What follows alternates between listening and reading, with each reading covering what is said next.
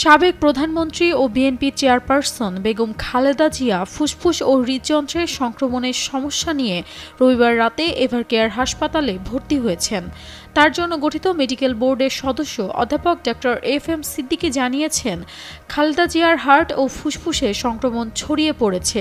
পরবর্তী 12 ঘণ্টা তার অবস্থার জন্য গুরুত্বপূর্ণ। টানা তৃতীয়বার অর্জন করেছে দেশের সেরা সুপার ব্র্যান্ড স্বীকৃতি বসুন্ধরা টিস্যু। এছাড়াও বিভিন্ন শারীরিক পরীক্ষা নিরীক্ষা করা হয়েছে, যার ফল আগামী 24 ঘন্টার মধ্যে পাওয়া যাবে। তবে খালেদা জিয়া কতদিন হাসপাতালে থাকবেন সেটা তার শারীরিক অবস্থার উপর নির্ভর করছে।